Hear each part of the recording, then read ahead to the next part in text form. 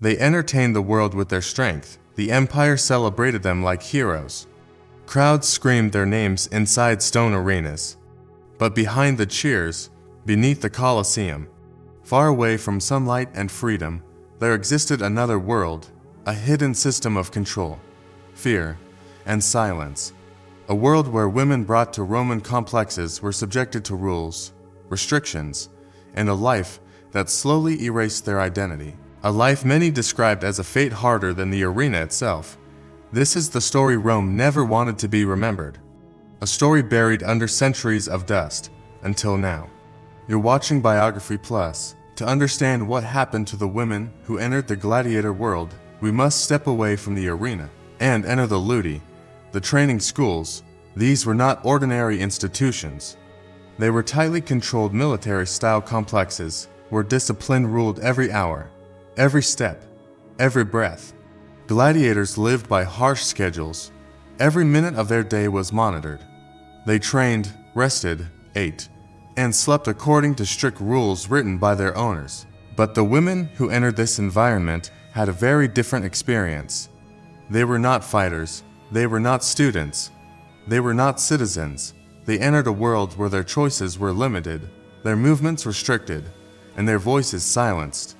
Not because of anything they had done, but because Rome had a system meant to control them. Most of these women came from regions conquered by Rome, places like Gaul, Thrace, Judea, Hispania, Britannia. Some arrived due to war, some due to debt, and others simply because Rome collected people the way it collected wealth. When they arrived at the ludus, they stepped into an atmosphere completely unfamiliar.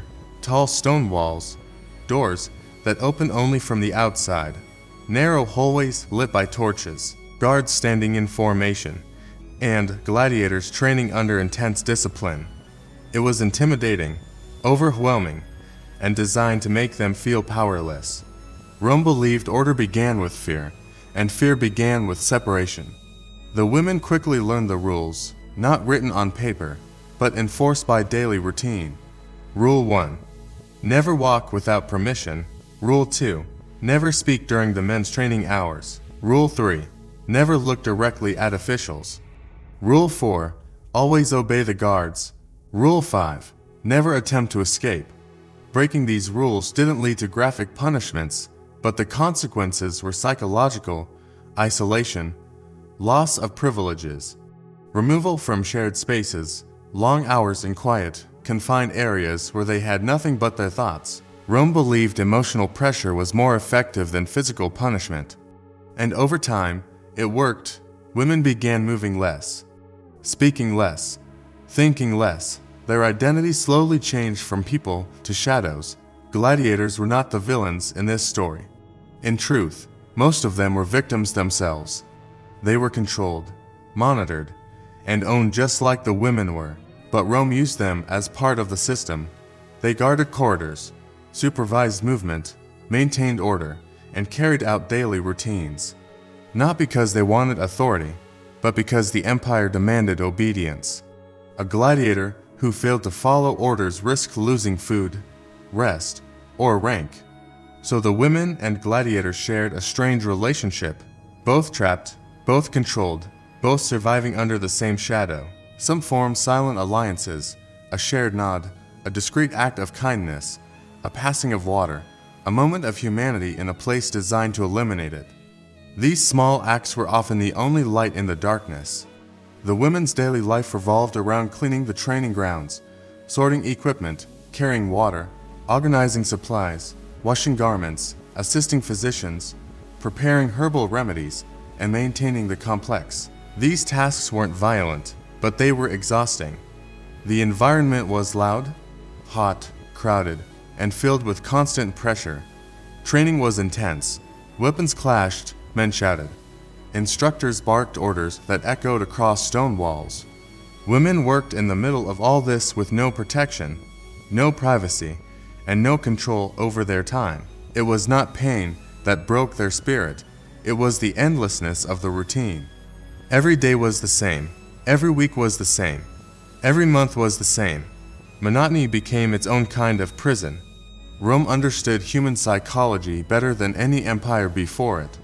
They knew how to keep people obedient without leaving marks, so the women experienced long periods with no sunlight, quiet hours meant to isolate the mind, repeated tasks that erased identity, strict hierarchies that suppressed confidence, the constant presence of guards, and the knowledge that escape was impossible. This was Rome's true weapon, emotional exhaustion. Many women described their experience later as living, but not living, not hurt, but erased, not injured, but forgotten. And that emptiness was indeed worse than death to many. But not all gladiators accepted the system quietly. Some saw the women as reflections of their own suffering. A few tried to protect them from harsh instructors, from strict routines, from punishments. This did not go unnoticed. Guards watched them, officials warned them. Breaking the structure was dangerous. Yet even small acts of humanity sparked hope in places where hope was not supposed to exist. History records several attempts where gladiators resisted the system. Some freed groups of women during nighttime chaos. Some led escapes into countryside roads. Some simply vanished with the women and were never seen again. Were these stories exaggerated? Perhaps.